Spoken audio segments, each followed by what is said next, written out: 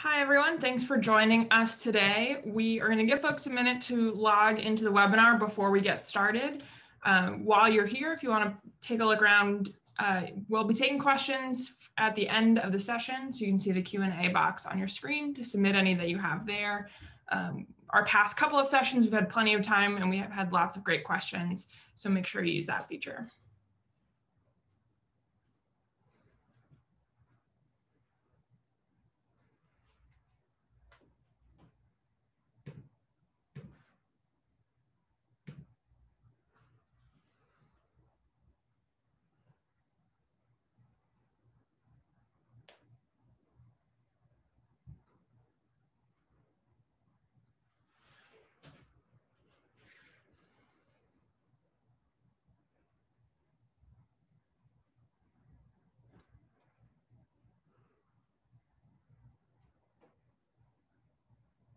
And for those of you who are just logging on, we're just giving folks a minute to log into the Zoom and we'll get started in just a moment.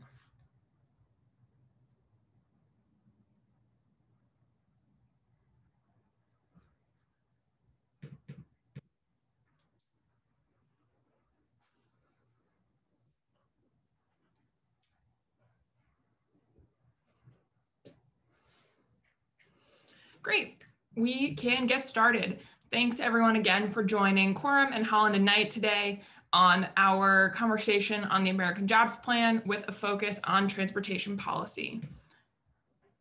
My name is Teresa Hebert and I am the Senior Communications Manager at Quorum. I'm joined by Michael Friedberg from Holland and Knight. Mike is a member of Holland and Knight's Transportation and Infrastructure Industry Sector Group. He focuses on developing and implementing advocacy strategies for the transportation infrastructure industry clients on a wide range of issues, including all modes of transportation, such as aviation, rail, transit, autonomous vehicles, maritime, pipelines, and the transportation of hazardous materials. Prior to joining Holland and Knight, he has experience in this industry from the congressional side, working as a staff director of the Subcommittee on Railroads, Pipelines, and Hazardous Materials in the House Representatives Committee on Transportation and Infrastructure, and also spending time as a professional staff member on the House Committee on Appropriations, on the Labor, Health, and Human Services, and Transportation, Housing, and Urban Development subcommittees. Thanks so much for joining us today, Mike. For having me. Thanks for having me. So first, to dive in, before we get Mike's take on the issues, I wanted to just take a few minutes to show some trends in transportation dialogue that we're seeing in Congress. So since the American Jobs Plan was introduced, we've seen over 8,000 news articles and broadcasts mentioning Biden and transportation. And these have covered a wide range of issues, from how folks are taking transportation to their vaccine appointments, to electric vehicles, to gas prices, and the recent Colonial Pipeline hack. So transportation is really crossing a lot of different issues over the last several months.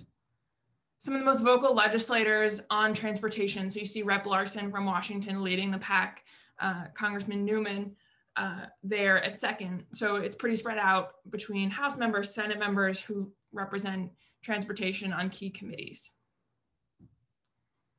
Trends in transportation dialogue since the beginning of this session of Congress. We saw a big spike at the end of January with the confirmation of Secretary Buttigieg, another smaller spike around the American Jobs Plan introduction. And this dialogue has been dominated by Democrats. So while of course we tend to see that on a lot of issues, given there are more Democrats, this has been a little more skewed than some of the issues we saw previously, like energy, where Republicans were leading that message.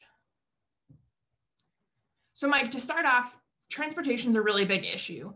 When we're talking about transportation in the context of the American Jobs Plan, what are the different things that fall under that umbrella that folks are looking at?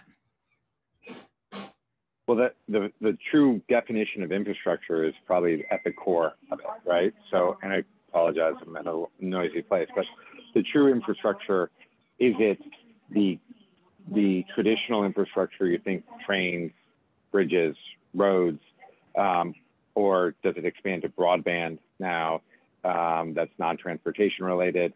And then President Biden released infrastructure, which is human infrastructure, say like non-medical home care or home care. Those sub-issues of what's going on with involve transportation, because if we stick to what the transportation modes, that's a lot more discrete and a lot smaller universe. A lot of legislators and the White House is saying this is a once in a generation opportunity. Let's get everything in it. That's driving a little partisanship towards the process. We'll see where it ends up. It also, I know it's not a sub issue with transportation, but where are we going to pay for it? That is always everybody's key. What I'm bullish about now is now everybody's number one priority to do this. And as you all know, number one priorities usually get done. Number two priorities never do. And transportation, frankly and sadly, has been a number two priority for the last 15 years. So this could be a watershed moment, but hopefully I answered that short question with a long answer. Sure. So the proposal is introduced at the end of March. What has happened since that initial recommendation from the White House as Congress has gotten its chance to weigh in on the issue? There's been a dance. So it's been introduced. At first, they said, the Republicans said, hell no, we're only going to do something for $600 million. They have raised it to $800 million. I think they'll go to a trillion. And then the Democrats said, hey, we're going to do reconciliation. And then Manchin has come out and says, hell no. And so we have to really, if anybody tells you what's going to happen, I think they're lying, but there's been a lot of action and a lot of good action because it is getting everybody's priority. I think the White House is doing the roadshow, which is very important to get the local and grass tops and grassroots involved. So a lot of output, no outcomes though. We're waiting for that. Sure. Just talk about the roadshow. Just today, President Biden's touring a Ford factory in Michigan, looking at electric pickup trucks as a priority today. And Senator Capito expected to release an updated infrastructure proposal today or tomorrow. So it will be interesting to see what happens there. You talked a little bit about the Republican response within transportation. Which things are they keeping in their smaller proposal? Which things are they out the door on? Yeah, I mean, I think it's been announced recently that the House Republicans are going to do a proposal, the Senate Republicans are going to do a proposal, and they're going to keep it with traditional infrastructure. So, the original proposal, the $600 billion, that was kind of just baseline. Let's just extend reauthorization with the current funding model, add a little, but not much. I think they will go up there, but I think they're going to focus on, roads, bridges, maybe, hopefully trains, airports, focus on that. But I do think it's going to be a negotiation. I think they know that this is, the good part is, as they say, there's not a Republican or a Democratic bridge. People really do like infrastructure, and it votes, it does well at the polls. However, how are you going to pay for it? That's going to be a major issue, and that I don't think either side has had a proper response yet for that. Yeah, that's great. And as a follow-up to that, how do you think, we talked about this in some of our other sessions, talking about energy infrastructure, that things like transportation infrastructure are a little bit unique because they are impacted by the geography of your district. Do you see any impacts of the fact that Republicans tend to represent more rural districts that have different transportation needs than Democrats in more urban districts? Yeah, and that's always the balance between transit and roads, right? So the Democrats usually in the urban districts want more in transit and rail, and the Republicans want more in roads and highways. So you'll see. But this is where it gets a little weird. Broadband is a very rural issue.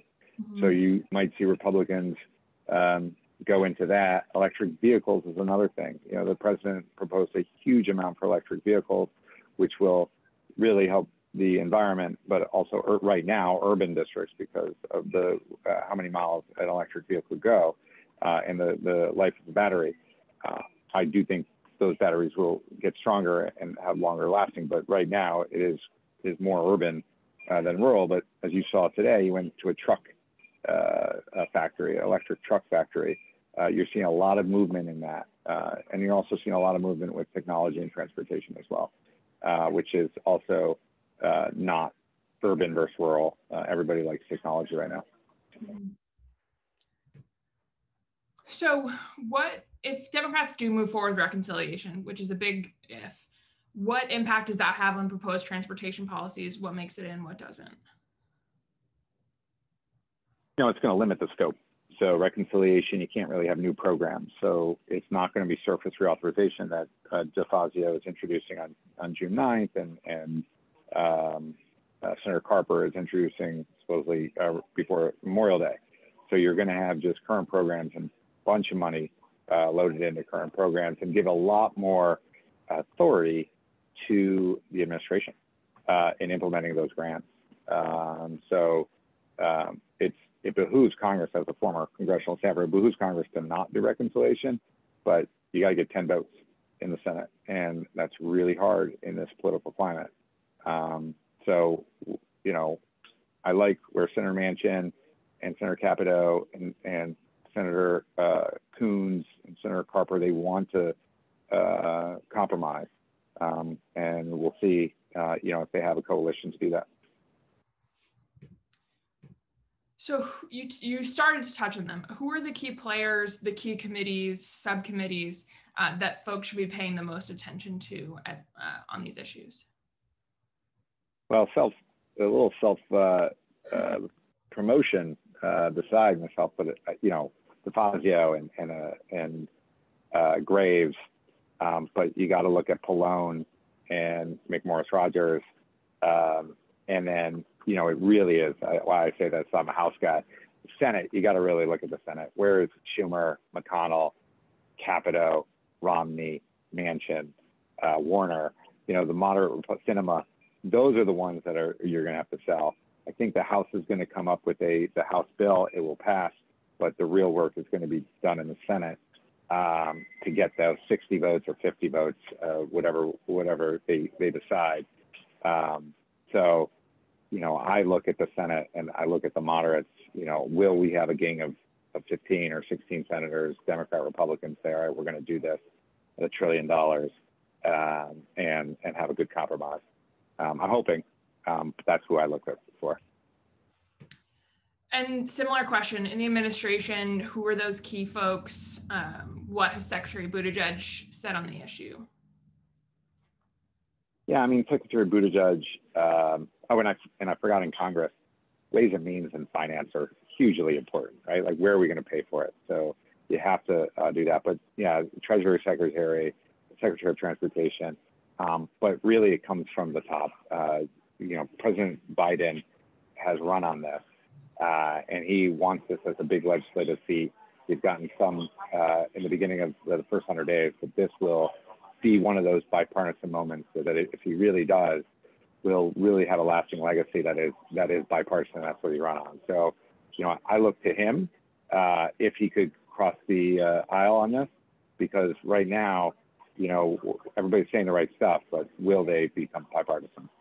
And if it's his brand. And then Polly Trottenberg, yeah, it fits his brand, but they hired a lot of people that worked for the former President Obama. Polly Trottenberg, she's one of the smartest people in transportation. So we have the wonks, but I do think it's going to get political when it matters. Yeah, no, it makes sense that the president who takes Amtrak to DC every day is the one that passes this big transportation bill. Seems like a fitting career moment for him.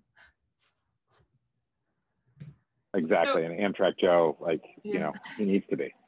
Exactly. So moving forward, we've talked about how there's this dance going on, key players who need to come in on it. What are the next steps folks should look for to know how things are moving?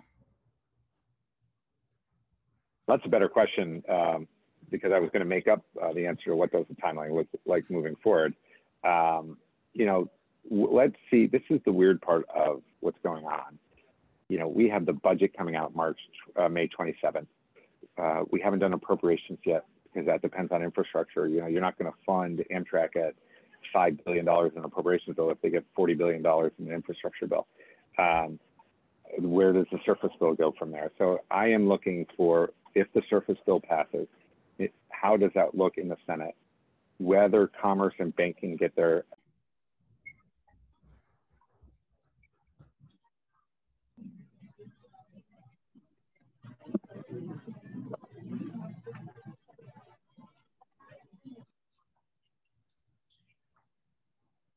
You guys hear me? Yep. Looks All like right, we've let got me. folks trickling back in. Apologies, or Satya, are we live? Hi, I'm here. Sorry, everyone. It looks like Zoom just kind of crashed out on us. But as people are trickling back in, I will hand the floor back over to Teresa and Mike. So what I was talking about is what are the, what does the timeline look like moving forward? I don't know. I mean, I can make it up and based on a opinion. But I think what Teresa asked is what kind of events are we looking for, which is a much better question, is, let's see how that surface bill comes out. Will they get it done with EPW? Let's look at the appropriations process. I know it's not infrastructure, but it's a big thing in bipartisanship and regular order. And then whether, what happened with the Obama administration in healthcare is they waited for those 60 votes. A lot of people think to a detriment. When do they pull the plug on that? Or when do they go all in and say, we're going to get 60 votes and we're really going to compromise? And compromise means they're not going to get a lot of their stuff. So that's what I'm looking for. What events are. I think it's going to be Memorial Day before we know anything. A lot of output. I mean, we're working. It's interesting. I've never worked so hard on something that I have no clue what's going to happen. So and we're getting a lot of people calling now. Hey, how do we get in the infrastructure? How do we do this? So there's going to be, and not just because we're popular, but a lot of people want to get in the game. So that could delay it even more, because if people have great ideas, it's the process will allow them, if they have ideas that could go forward, like energy. How can we fix the grid and EVs and stuff like that? That really autonomous vehicles. People aren't experts at it yet because we don't know. So it's going to be, really, really busy summer. And then hopefully by the fall, something materializes, because as you all know, once you hit an even number year, election time happens and kind of sucks, which is a technical term. Well, I think you jumped into a little bit my next question, but about how organizations who want a piece of this pie get involved. I guess a more specific question I'll ask is, you mentioned that there's been a very little investment in this area for a number of years from Congress, and that some of these issues are pretty complicated. How do folks who are the experts in their industries in transportation go about educating the staffers, the members of Congress that they're talking to? It's interesting because with COVID, the access is different, right? With Zoom, hopefully they open stuff up a little more and you get to do shoe leather lobbying again. But if not, you really need to get their attention with coalitions, right? So what type of organizations can you see that have the same interests, especially in infrastructure? People want $1 billion here, $1 billion there. You can't just do that with one organization. You need grassroots, grass tops, which means start at the bottom, local, get your city mayor involved, get your county executive involved. Those are the important things to do, to be organized. And then here's what I'm finding challenging. There's so many avenues. You really do have to spread a wide net right now. Throw a wide net, I'm sorry. And then once you see you have traction, you just hone in on it and go from there. But the key is getting that champion within Congress. So until you get that, you got to just hustle. And I'm sure talking about how this is an ever-moving, could extend for several months as we go through appropriations, something you need to keep on folks about, that convincing someone one day doesn't mean that you can move on, because someone else might come in and give a compelling argument the next day. Exactly. I mean, it is an ever, a lot of output. That's what I keep saying to my wife, a lot of output, no outcomes. So there will be one, but you just got to keep with the output. Yeah.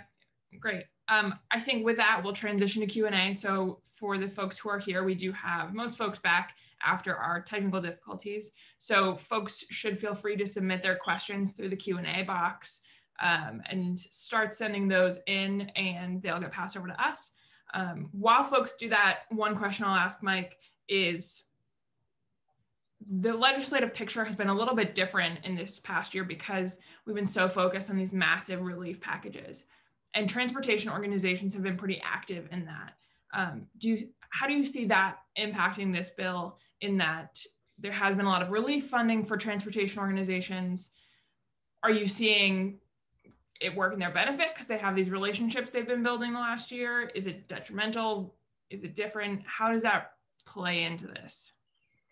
To be blunt, I think it will have an effect on match. A lot of infrastructure before the pandemic had 80-20, 50-50 matches, which 80% was federally funded, 20% was local. The Trump administration wanted to make it lower, and you got more points if you had more skin in the game. I do think with all this money out there in state and local coffers, you might see moderate Democrats and Republicans say, all right, if we're not going to claw that back like the Republicans are going to do, I just don't think that's politically viable. We're going to want to use some of that money for infrastructure and how to do that. But like for the transportation organizations, they're going to have to convince people that they're spending that money that they got on stuff that's keeping the lights on. And then the big infrastructure moments are going to, need a different source of funding or different color of money. But I do think it will have an effect. I don't think it's a negative effect, like, hey, you have too much money, because I think everybody knows that infrastructure is different than keeping the lights on, but they might want to try to redirect some of those funds. And what messaging are you hearing people use? Because we've talked about infrastructure with job creation, with climate change.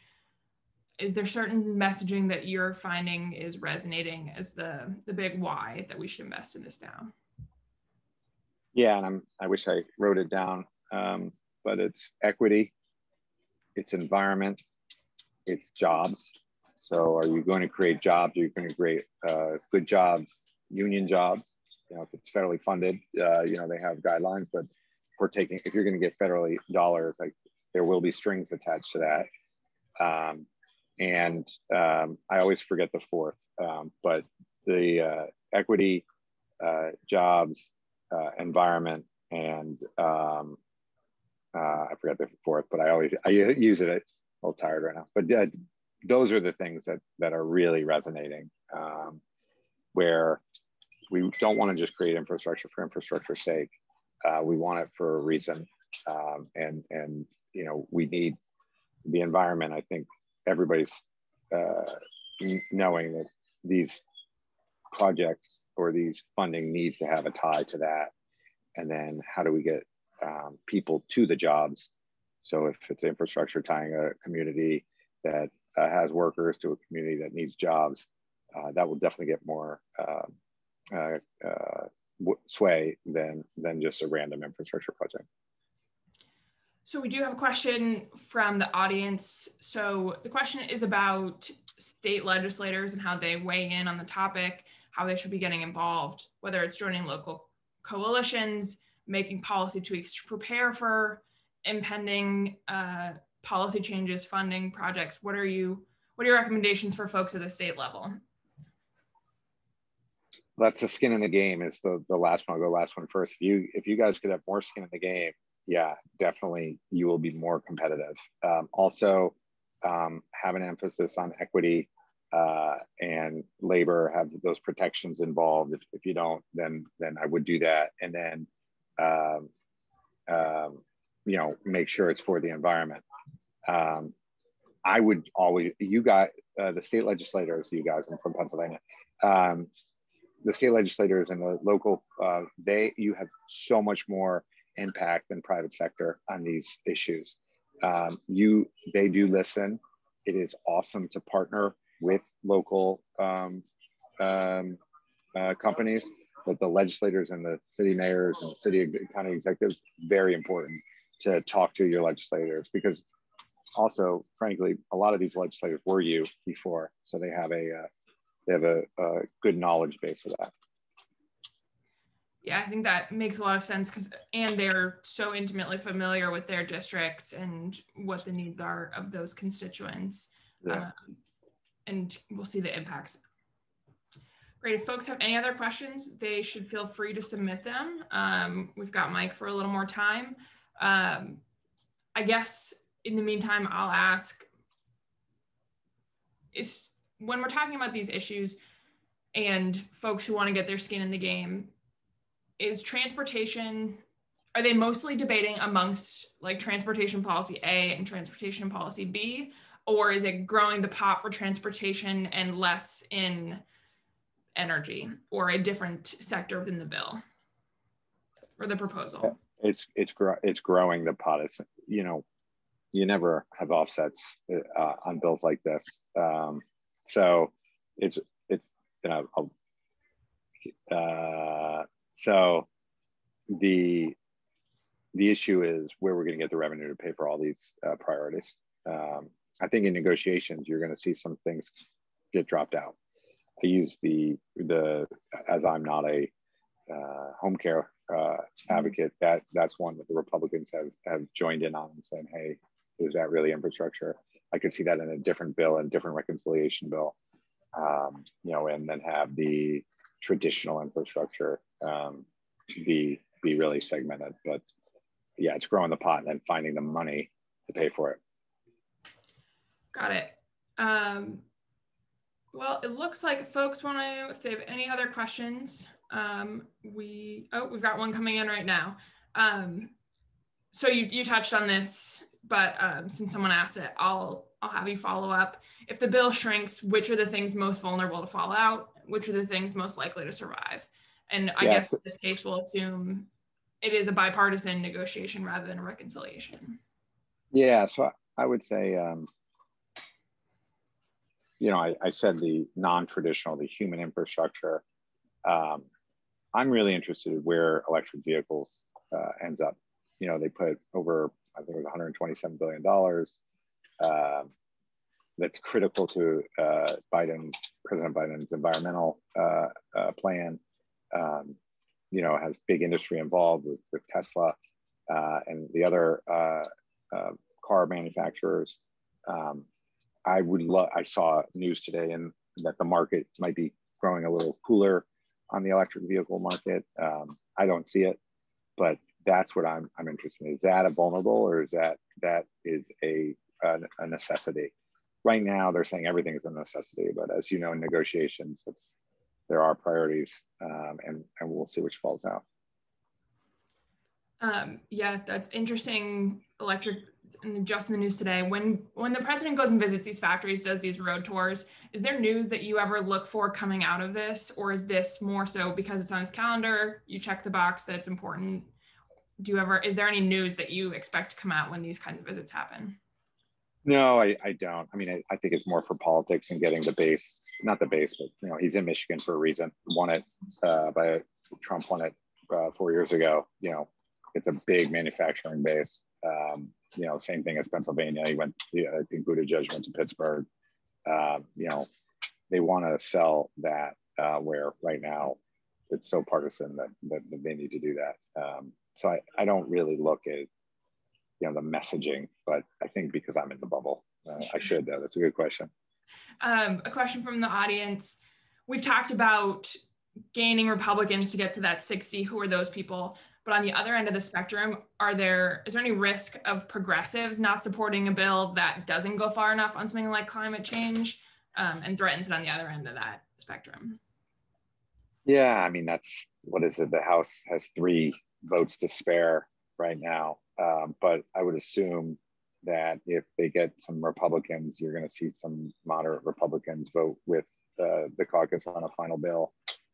But that is the balance, right? Like, they've come out strong to say something to progressives, but they haven't come back yet. So that is a really good question. I think that's the tightrope that they're walking right now.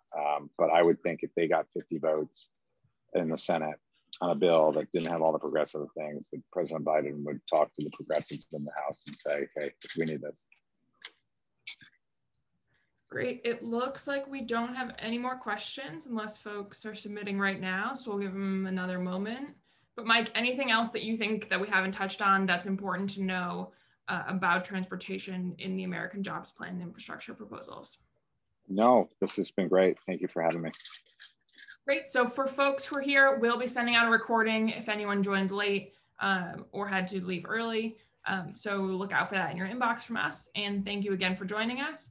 We will have another session on Thursday talking about the local government piece and all the policies that those folks are thinking about as it pertains to the American Jobs Plan. So join us same time, 2 p.m. on Thursday. Awesome. Thanks, everyone. Have a great afternoon.